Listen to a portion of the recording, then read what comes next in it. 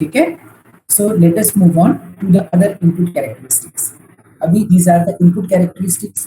जब हमने common emitter के कनेक्शंस सर्किट के ऊपर किए तो हमको कुछ ऐसे ग्राफ्स मिले. इनपुट कैरेक्टरिस्टिक्स में हमने ग्राफ निकाला है between the current and the voltage.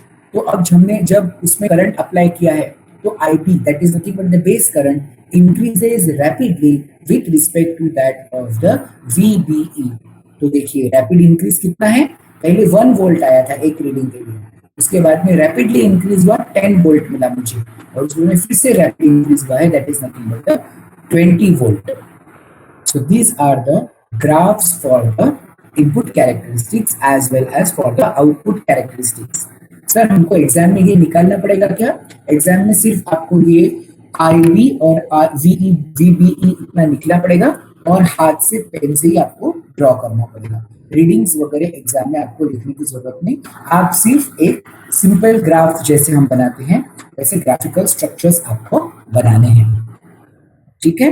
Readings आप कुछ भी ले सकते हो. आउटपुट कैरेक्टरिस्टिक्स में भी वैसे ही करना है. VCE और IC, that is the collector current and the collector emitter voltage के बीच में ये ग्राफ बना हुआ है. It is called as the output characteristics. उसमें भी आपको रीडिंग्स वगैरह नहीं लेना है, ग्राफ पेपर वगैरह अटैच नहीं करना है. सिंपल आपको पेंसिल से ये शेप्स ड्रॉ करना है. सिंपली आपको पेंसिल से ये जो आपके शेप्स हैं ये शेप्स आपको आपके रूल्ड पेज के ऊपर ड्रॉ करना है. इसी तरह आपको इनपुट कैरेक्टरिस्टिक्स भी ये वाले रूल्ड पेज के ऊपर इसी तरह ड्रॉ करना है. Nothing to worry about. बाकी ग्राफ पेपर वगैरह लावून आपल्याला सगळं ते काम प्रॅक्टिकल मध्ये करायचं आहे, इथे करायचं नाही थिअरी मध्ये. लक्षात येत आहे का सगळ्यांच्या? चल चला आता आपण वळूया section A students. Can you here me properly? Sir तुमचा आवाज कमी येत आहे सर. बरं, मी तेच तर विचारतो आहे तुम्हाला. एवढा मोठा एक्सप्रेशन झाला लगेच सांगायचं, आम्हाला पण थोडस सोयीस्कर होते. आता आवाज येत आहे का? Yes sir. हा. तर इथे काय आहे इनपुट रेजिस्टन्स. आपण आता स्टडी करणार आहे कॉमन इमिटर कॉन्फिगरेशनच्या दोन प्रॉपर्टी, इनपुट रेजिस्टन्स आणि आउटपुट रेजिस्टन्स. इनपुट रेजिस्टन्स म्हणजे काय? So RI is equal to change in the emitter base voltage to the change in the base current. So the ratio of change in the emitter base voltage, याला read कसं केलं? change in the VBE, triangle of VBE, याला read कसं करतात? emitter base voltage, आणि या ट्रायंगलला आपण म्हणतो change. So it is nothing but the ratio of change in the emitter base voltage to the change in the base current, that is nothing but the IB. तसंच output resistance, it is nothing but the change in the emitter collector voltage to the change in the collector current.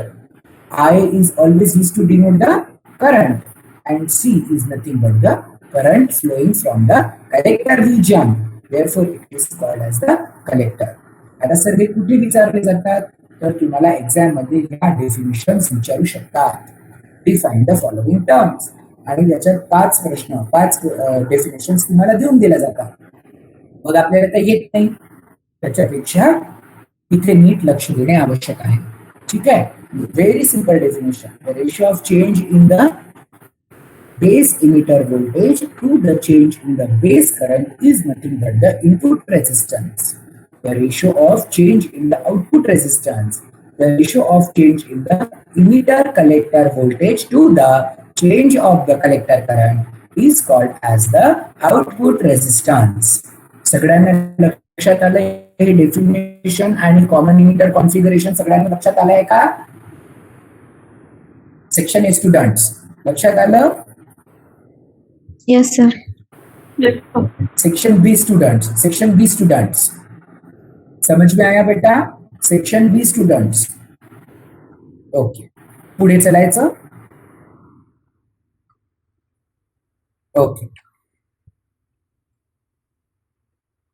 आता आपण बोललो आहे third configuration कडे, that is nothing but the common collector configuration. आता मला माहित आहे आपण 2 प्रकारचे ट्रान्झिस्टर स्टडी केलेले आहेत, एकाचं नाव आहे एनपीएन ट्रान्झिस्टर, एकाचं नाव आहे PNP transistor. It can be called as the NPN configuration as well as the NPN configuration. बरोबर आहे. आता आपण आतापर्यंत 2 फॅक्टर्स शिकलेलो आहे. कोणते कोणते? एक शिकलेलो आहे आपण alpha, that is nothing but the current amplification factor. एक आपण शिकलेलो आहे beta, that is nothing but the base amplification factor. आणि आता आपण परत एक करंट ऍम्प्लिफिकेशन फॅक्टर स्टडी करणार आहे. But the notation of this collector configuration is something different and that is nothing but gamma. That is nothing but gamma. आता हा कोणता कॉन्फिगरेशन आपण स्टडी करत आहे? कॉमन कलेक्टर कॉन्फिगरेशन स्टडी करत आहे बेटा. Whenever we connect the common collector between the emitter and the base, then it is called as the common collector configuration. लक्षात येत आहे का सगळ्यांना? कॉमन कलेक्टर कशाला म्हणतात? लक्षात येत आहे का सगळ्यांना? Yes sir. हा. आता मला एक प्रश्न विचारायचा आहे तुम्हा सर्वांना. जर ॲरो इनवर्ड असेल तर तो कॉन्फिगरेशन कोणता आहे? पीएनपी. Very good. तो पीएनपी कॉन्फिगरेशन आहे. जर ॲरो इनवर्ड असेल तर. जर ॲरो आउटवर्ड असेल तर तो कोणता कॉन्फिगरेशन आहे? एनपीएन कॉन्फिगरेशन आहे. अगदी बरोबर आहे. Very good. आता आपण वळत आहे कॉमन कलेक्टर कॉन्फिगरेशन कडे. नीट लक्ष द्या. The common collector terminology is derived from the fact that the collector is common to both the input and the output side. या कॉन्फिगरेशनला आपण कॉमन कलेक्टर कॉन्फिगरेशन असं नाव का बरं दिलं असेल? तर त्याचं रिझन हे आहे की आपण एक कॉमन कलेक्टर लावतो. कशाच्या मधात? इनपुटच्या मधात आणि आउटपुटच्या मधात. दोन्ही डायग्राम मध्ये पहा. जिथे सिग्नल लिहिलं आहे तिथून तुमचं इनपुट प्रोव्हाइड होते. जिथे सिग्नल लिहिलेला आहे डायग्राम मध्ये तिथे इनपुट प्रोव्हाइड होते. आणि जिथे आउटपुट लिहिलेलं आहे तुमच्या डायग्राम मध्ये तिथे तुम्हाला आउटपुट मिळते. लक्षात येत आहे? जिथे तुम्हाला आउटपुट कनेक्टेड आहे जिथे तुमचं आउटपुट लावलेलं आहे तिथे तुम्हाला आउटपुट मिळेल. आणि बेस तर झाला सिग्नलला कनेक्टेड, इमिटरला झालेला आहे आपला ॲरो जिथे आहे तो झाला आपला इमिटर, आणि उर्वरित जो एंड आहे तो आहे आपला कलेक्टर. जो खालचा टर्मिनल आहे ना तो आहे आपला कलेक्टर टर्मिनल. कलेक्टरचं नावच आहे. It will be collecting the emitted carriers from the base. Emitter काय करेल? कॅरियर्स इमिट करेल.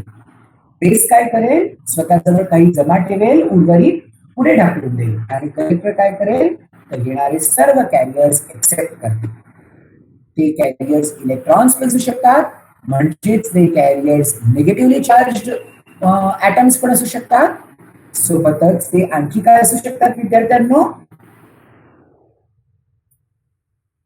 ते होल्स पण असू शकतात. They can also be the positively charged holes. So collector is nothing but the one which is collecting all the emitted carriers. लक्षात येत आहे का कलेक्टरची definition? Section A students, section B students. Okay. आता आपण डायग्राम कडे पाहूया. जी first नंबरची डायग्राम आहे ती आहे एनपीएन कॉन्फिगरेशन. जी सेकंड नंबरची डायग्राम आहे ती आहे पीएनपी कॉन्फिगरेशन. ॲरो वरून लक्षात येईल आउटवर्ड ॲरो आहे तर तिथे एनपीएन कॉन्फिगरेशन असं आपण म्हणता येईल. आणि जर इनवर्ड ॲरो आहे तर आपल्याला लक्षात येईल की it is nothing but the PNP configuration. And then we can determine the value of. आपण आता काय करतो आहे? आपण इथे एक सिग्नल प्रोव्हाइड करणार आहे. एक ट्रान्झिस्टर आपला कनेक्टेड आहे. सिग्नल म्हणजे काय विद्यार्थ्यांनो? तर आपण त्याला काही प्रमाणात व्होल्टेज प्रोव्हाइड करणार आहे. आता व्होल्टेज कसा असते सर? तर आपण एखादी साईन वेव्ह जर त्याला प्रोव्हाइड केली तर तो माझा झाला सिग्नल. लक्षात येत आहे का सगळ्यांना? येस. एक सर्टन व्हॅल्यू ऑफ व्होल्टेज किंवा एक सर्टन व्हॅल्यू ऑफ करंट जर मी माझ्या सर्किटला प्रोव्हाइड करतो आहे, म्हणजे साध्या माणसाच्या भाषेत असं म्हणता येईल की मी माझ्या सर्किटला सिग्नल प्रोव्हाइड केलं. सिग्नल प्रोव्हाइड केलं म्हणजे काय केलं? करंट प्रोव्हाइड केलं.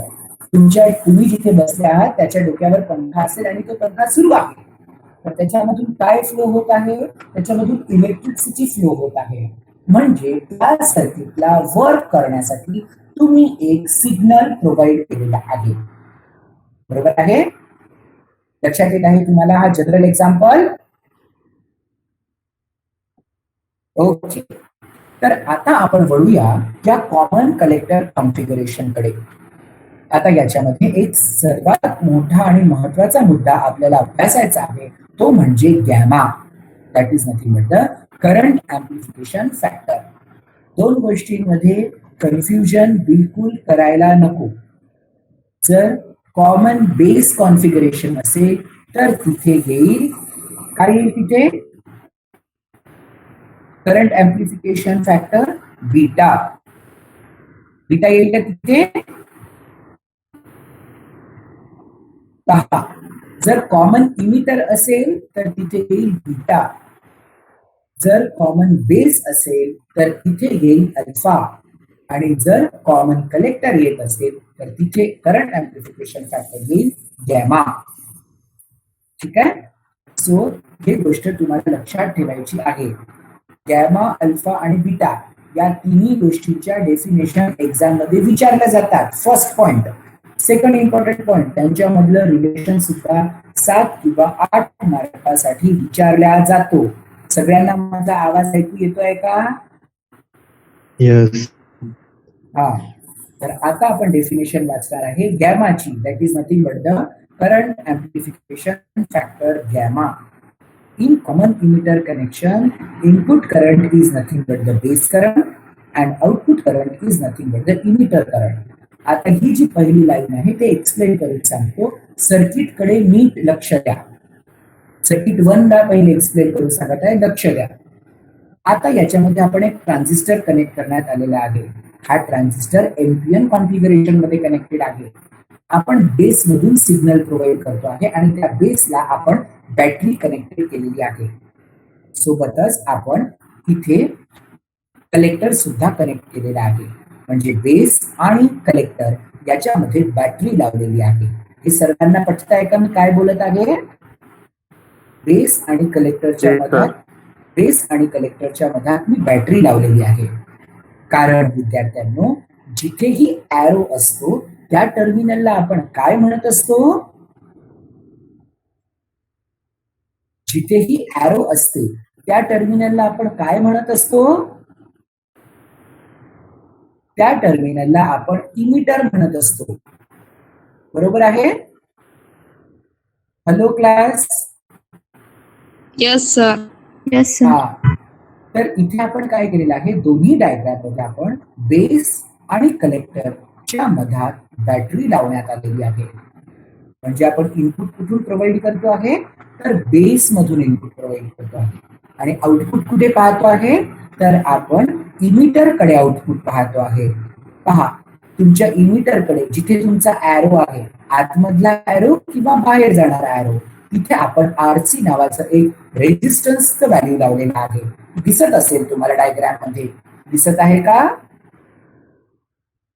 Yes sir. ओके.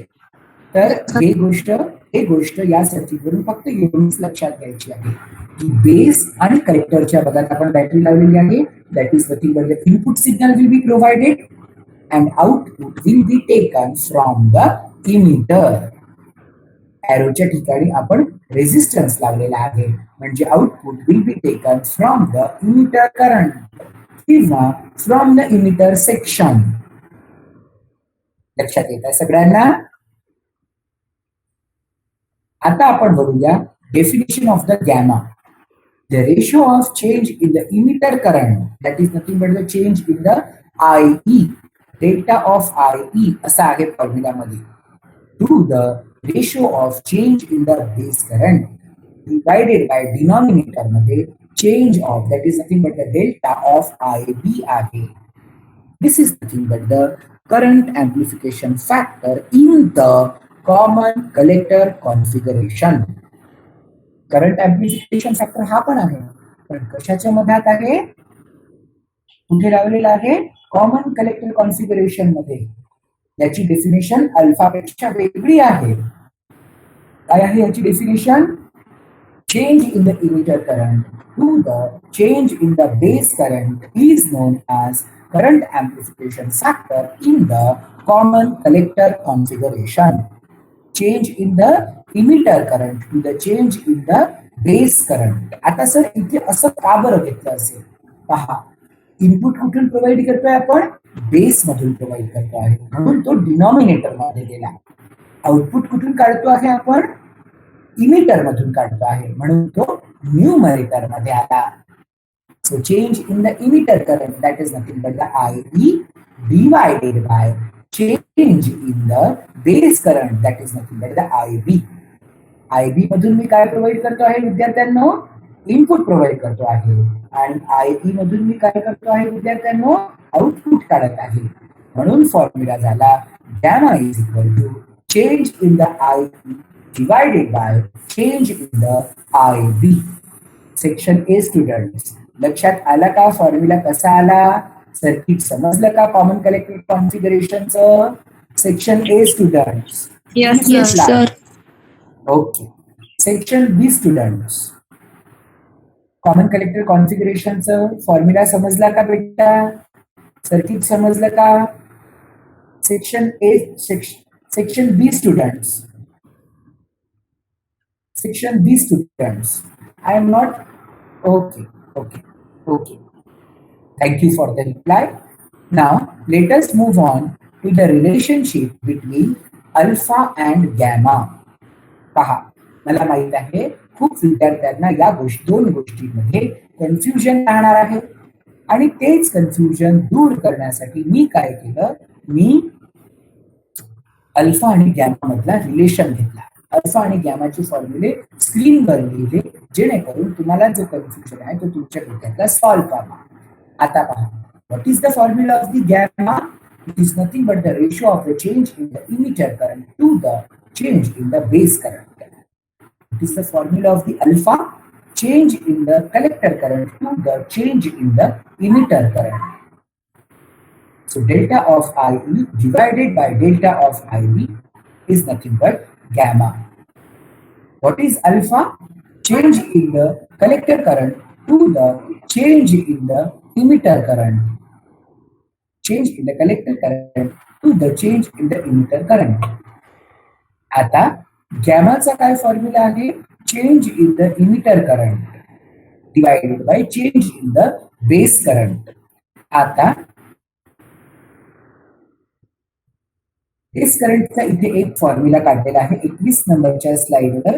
तुम्ही इथे लेफ्ट हँड साइड मध्ये इथे फॉर्म्युला पाहत आहात. मी इथे हायलाइट केलेला आहे फॉर्म्युला. दिसत आहे विद्यार्थ्यांनो हायलाइटेड फॉर्म्युला?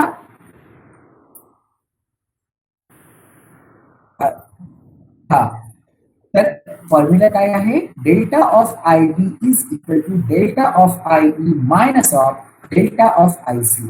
हा फॉर्म्युला इथून उचलला आणि इथे आणला. डेल्टा ऑफ IB चा फॉर्म्युला काय आहे? Delta of IE minus of delta of IC. Therefore, gamma is equal to delta of IE divided by delta of IE minus delta of IC. आता काय केलं? न्यूमरेटर आणि डिनॉमिनेटरला डेल्टा ऑफ IE या टर्मनी divide केलं. इथे numerator मध्ये होतं delta of IE, त्या डेल्टा ऑफ IE ला कशाने डिवाइड केलं? डेल्टा ऑफ IE ने परत डिवाइड केलं.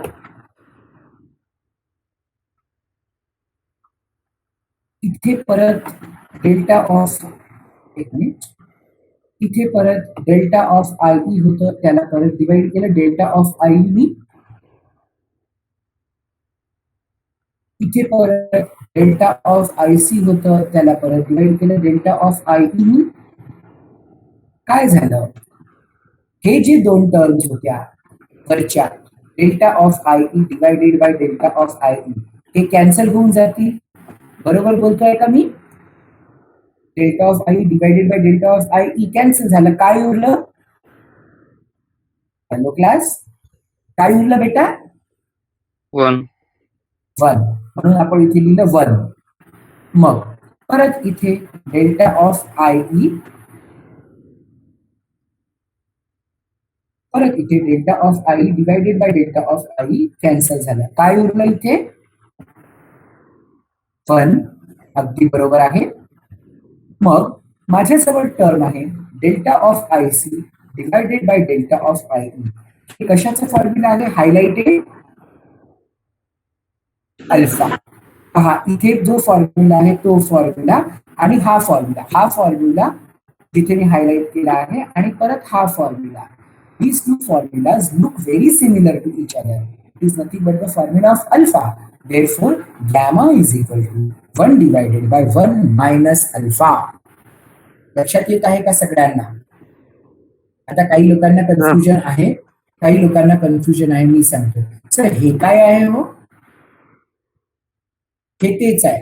I is nothing but emitter current is always nothing but the sum of base current and collector current. मग आपण काय केलं? इमिटर करंटच्या चेंजला is equal to change of base current plus change of I C. म्हणून आपण delta of I बी चा formula इथे काढलाय. Delta of I B is nothing but change of I B minus of delta of I C. आणि त्याच्यावरून आपण हा gamma is equal to 1 divided by 1 minus of alpha हा फॉर्म्युला आपण derive केलेला आहे. लक्षात आला का हा फॉर्म्युला सगळ्यांना? Yes sir. गॅमा आणि अल्फा मधला जो रिलेशन आहे तो लक्षात आला का सगळ्यांना? Yes sir. अच्छा, आता पहा, आता इथे सगळ्यांनी नीट इथे लक्ष द्या. मी हे हायलाइट करतो आहे. दिसत आहे का सगळ्यांना हे हायलाइट केलेलं? येस. हा. So this is nothing but beta आणि अल्फा मधलं रिलेशन आपण आणखी कसे डिड्यूस करू शकतो ते पण इथे पहा. आता अल्फाचा फॉर्म्युला मला मिळाला की alpha is nothing but 1 minus of alpha. पहा इथे gamma is nothing but 1 minus of alpha. Gamma is nothing divided by 1 minus of alpha. गॅमाचा फॉर्म्युला काय आहे? डिवायडेड बाय 1 मायनस अल्फा आहे. बीटाचा पण formula 1 divided by 1 minus alpha अशा प्रकारे होऊ शकतो. काय केलं आहे त्यांनी इथे? लक्ष द्या. हे हायलाइटेड टर्म कडे लक्ष द्या. काय केलं आहे? बीटाचा फॉर्म्युला आहे alpha divided by 1 minus of alpha. आणि आपण काय केलं आहे? देअरफॉर लिहिलेलं आहे. दोन्ही साईडला राईट हँड साइड आणि लेफ्ट हँड साइडला +1 ऍड केले ऍड. आता ऍड केल्यानंतर आपण इथे मल्टिप्लाय करू आणि आपल्याला मिळेल 1 divided by 1 minus of alpha. Therefore beta is also is equal to 1 divided by 1 minus of alpha and gamma is also is equal to 1 divided by 1 minus of alpha. हे सगळ्यांना लक्षात आलं का? गॅमा आणि अल्फाचा रिलेशनशिप. सेक्शन ए स्टुडंट्स लक्षात आलं का बेटा? सेक्शन ए स्टुडंट्स, मला आवाज ऐकू नाही येत आहे. Section A students, yes sir. Alpha आणि गॅमाचा रिलेशन लक्षात आलेला आहे. Yes sir. Section B students, alpha आणि गॅमाचा रिलेशन लक्षात आलेला आहे. हॅलो, रिपीट वगैरे करायची गरज आहे? रिपीट करू का?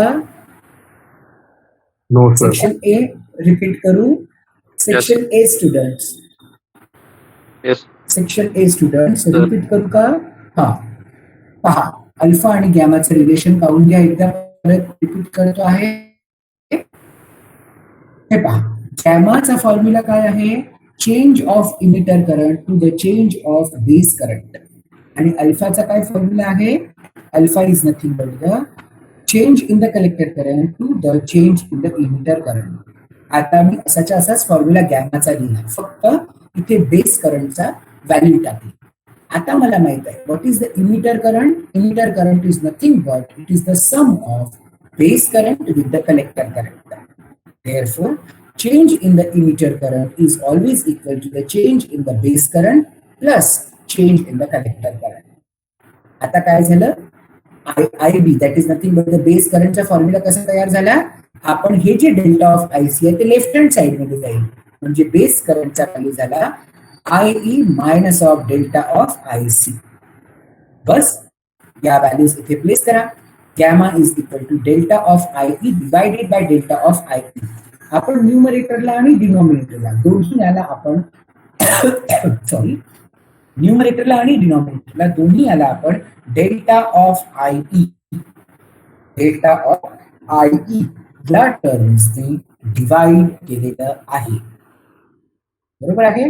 Therefore gamma is equal to हे डेल्टा ऑफ IE इथलं आणि डेल्टा ऑफ IE इथलं हे काय झालं, कॅन्सल झालं, म्हणून तिथे काय उरलं, 1 उरलं. Therefore gamma is equal to 1 divided by 1 minus of alpha. कशाचा फॉर्म्युला आहे विद्यार्थ्यांनो, delta of IC divided by delta of IE is nothing but the formula of alpha, therefore which is given by 1 divided by 1 minus of alpha. This is nothing but the relationship between alpha and gamma. लक्षात आलं का सगळ्यांना?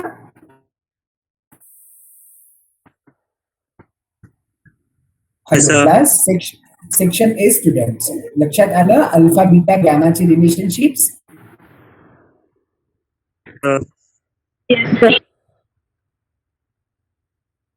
Section B students, लक्षात आलं बेटा सगळ्यांना alpha beta गॅमाची relationship? आजच सांगा, कारण उद्यापासून म्हणजे नेक्स्ट क्लास पासून आपण नवीन टॉपिक कडे वळणार आहे. जमलं तर उद्या किंवा परवा आपण एखादा एक्स्ट्रा क्लास टाकतोच क्लासमध्ये, तर जमलं तर उद्या किंवा परवा आपण एक्स्ट्रा क्लास घेणार आहे. तर त्याच्यासाठी तुम्ही थोडंसं तयार राहा. मी तसं नोटीस टाकेल, मला जर फ्री टाइम मिळाला तर मी नक्कीच एक्स्ट्रा क्लास घेऊन येईल, जेणेकरून थोडासा आपण मागे झालोय, जवळजवळ आपला अर्धा युनिट झालेला आहे. आणि आजच सांगा, कारण आता आपला जो ट्रान्झिस्टरचा जो टॉपिक आहे तो इथे संपणार आहे, आणि आता आपण BJT नावाचा जो ट्रान्झिस्टरचा टॉपिक आहे तो इथे संपणार आहे, आणि पुढच्या लेक्चरला आपण JFET that is nothing but the junction field effect transistor याच्याकडे वळणार आहे. इथे इथपर्यंत सगळ्यांना लक्षात आलं?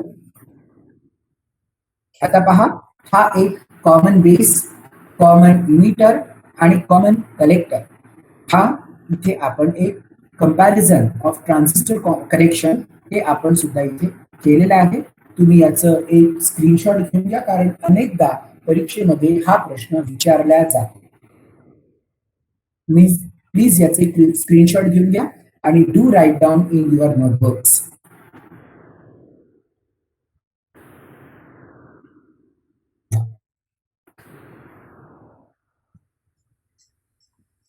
Section A students, please take the screenshot. Section B students, please take the screenshot.